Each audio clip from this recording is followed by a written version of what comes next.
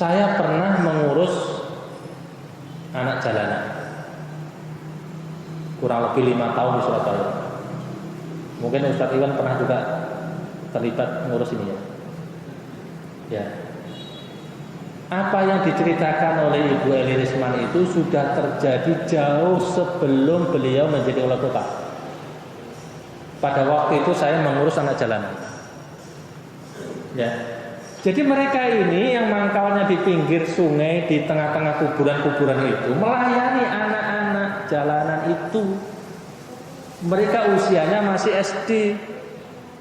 Ya, dengan uang jajannya, uang ngamennya dia menggunakan itu. Sehingga terjadilah anak menderita penyakit seksual itu baru di usia 9 tahun. Sebagian anak melakukan hubungan itu dengan pelacur ketika usianya masih SD. Dan sebuah penelitian sangat mengejutkan yang dilakukan oleh Komnas Perlindungan Anak. 5.000 siswa usia SMP, SMA diteliti dari 12 kota besar di Indonesia. Saya tidak tahu 12 kota besar ini ya di mana, sekolah mana yang diteliti, apa yang menjadi kriteria dari respondennya, tetapi laporannya ini cukup memprihatinkan. Laporan-laporan dari lembaga-lembaga pemerintah maupun lembaga swasta juga sangat memprihatinkan. Ya, inilah yang sedang terjadi. Ujungnya nanti perzinahan, seks bebas ini akan menimbulkan legalisasi aborsi. Ya. Menurut catatan, setiap tahun terdapat sekitar 2,6 juta kasus aborsi di Indonesia. Itu artinya setiap jam terjadi 300 tindakan pengguguran janin. Dilakukan oleh siapa? Ya, mulai dari dokter spesialis sampai mereka yang sama sekali tidak berkaitan dengan dunia medis melakukan ini. Dalam kondisi seperti ini, Komnas Perempuan yang sekarang sedang berhadapan dengan Alia di MK. Jadi Aila itu ibu-ibu dari ormas-ormas Islam menggugat ke MK. Kemudian yang dihadapi itu Komnas Perempuan. Kebanyakan orang-orang sosialis, orang-orang liberal. Mereka memperjuangkan undang-undang legalisasi aborsi. Bagaimana aborsi itu menjadi legal. Ya, tidak dilegalkan saja jumlahnya sudah sangat memprihatinkan, apalagi kalau kemudian undang-undang itu disahkan seperti di negara-negara modern. Ya, bisa dipastikan akan terjadi peningkatan aborsi yang luar biasa. Ya. Ada videonya tetapi ya, tidak saya tayangkan, kita lewat aja.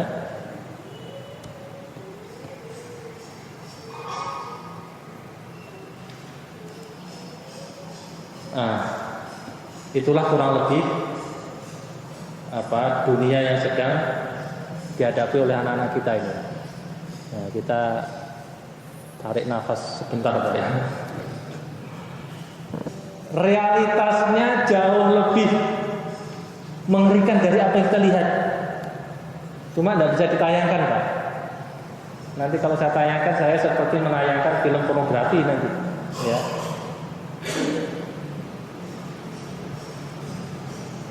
Realitasnya jauh lebih mengerikan dari itu. Dari pengalaman saya ketika ngurus anak jalanan itu banyak sekali pengalaman yang ya sangat memprihatinkan dengan dunia anak kita itu. Anak kita ini mengalami krisis multidimensi, sementara mereka itu harus menghadapi zaman, bukan hanya zaman sekarang, tetapi juga zamannya nanti. Nah, bagaimana kita ini sebagai orang tua? Alhamdulillah kita melihat harapan yang sangat besar. Ada anak SD hafal Quran. Nah, ini berita gembira Pak. Sekolah-sekolah Islam berdiri menjamur di berbagai tempat. anak-anak usia TK sudah pinter baca Quran. Dulu tidak ada, sekarang ada. Dulu itu orang bisa belajar Quran sampai fase itu lulus SD baru selesai belajar alif-alifan itu, Pak. Sekarang ini anak hafalannya bagus, fasih, walaupun belum bisa baca tulis. Ya. Berbagai metode pengajaran Al-Quran diselenggarakan. Quran pun sekarang itu berbagai macam jenisnya. Ada Quran yang isinya 16 macam, mulai dari tajwid, terjemah, tafsir, asbabun nuzul, bergambar, bersuara. Semakin mudah juga orang itu belajar Quran.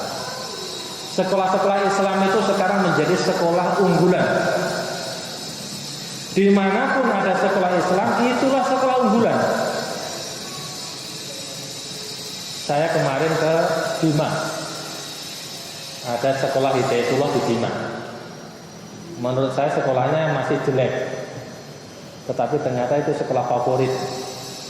Anaknya wali kota sekolah di situ. Beberapa anggota DPR, DPRD sekolah juga di situ anaknya. Oh, ternyata memang sekarang sudah jadi pilihan. Di mana-mana yang namanya sekolah Islam itu pilihan. Sekarang ini kalau kita mau menyekolahkan di sekolah Islam atau di pesantren, bulan Desember itu sudah pendaftaran. Bulan Januari itu sudah tes gelombang pertama. Kalau nunggu anak lulus SD baru cari sekolah Islam, sulit. Sudah pada tutup. Kalau lulus SD baru cari pesantren, sulit. Bahkan ketika harus membayar mahal pun ternyata orang tua memilih sekolah-sekolah semacam ini. Jadi analisa sosialnya begini. Semakin serius ancaman sosial ini, semakin besar peluang bagi lembaga pendidikan Islam untuk memberikan tawaran alternatif. Sehingga model apapun sekolah Islam ini laku keras.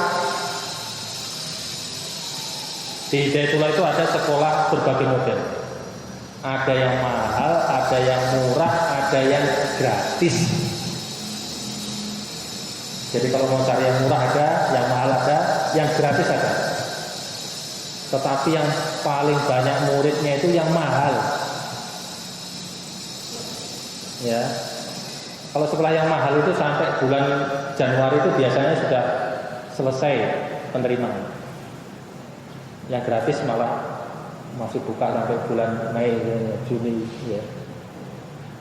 Harapan orang tua sangat besar karena memang sudah terbukti. Indonesia ini 20-30 tahun yang akan datang akan surplus demografi. Sementara negara-negara barat, negara-negara yang modern sekarang ini mengalami krisis demografi. Ya, yang dimaksudkan krisis demografi itu ketidakseimbangan komposisi penduduk. Di negara-negara Eropa itu terlalu dominan penduduk usia tua. Sedikit sekali bayi, sedikit sekali anak-anak. Bayangkan sebuah negara sedikit anak, banyak orang tua, itu negara mau bubar. Mau bubar. Kenapa begitu? Arus liberalisme di sana membuat para orang tua malas punya anak. Kalau pengen punya anak, mengadopsi anak, tentu saja diadopsi adalah anak-anak dari negara-negara yang dikatakan negara ketiga. Jadi negaranya rapuh.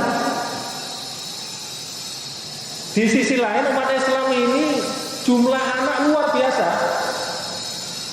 Diperkirakan di Jerman 60 tahun yang akan datang umat Islam itu akan menjadi penduduk mayoritas. bukan karena mengislamkan orang barat, tetapi karena dua. Yang pertama karena anak. Orang Islam itu anaknya banyak. Yang kedua karena imigrasi, imigran. Sehingga banyak sekali orang Turki di Jerman. Nah, itu 60 tahun yang akan datang mereka akan mayoritas. Indonesia ini termasuk yang mengalami surplus demografi.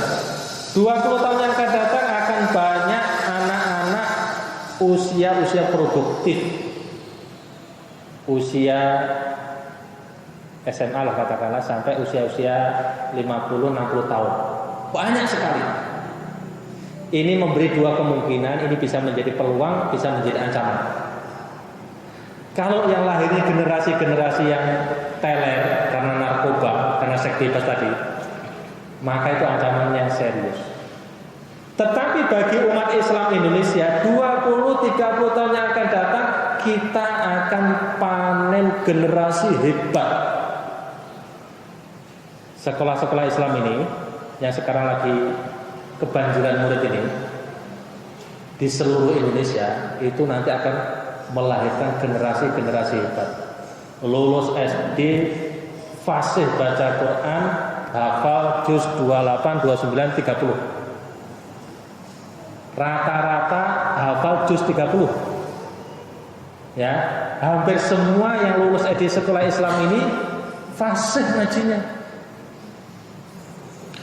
Di Depok, ya di sekolah di Depok, lulusannya ini wajib ditampilkan pada waktu acara pelepasan. Jadi anak-anak tampil satu persatu, diuji oleh orang tuanya sendiri. Buka surat ini, hafalkan. Orang tua baca ayat, anaknya suruh melanjutkan. Jadi yang menguji bapaknya sendiri, ibunya sendiri. Yang repot kalau bapak ibunya tidak bisa ngaji, nggak bisa menguji anaknya. Ya, jadi lulus SD bacaannya dijamin bagus, minimal hafal juz 30, walaupun targetnya 28, 29, 30. Dan itu terpenuhi, dan itu merata di seluruh Indonesia di sekolah-sekolah Islam.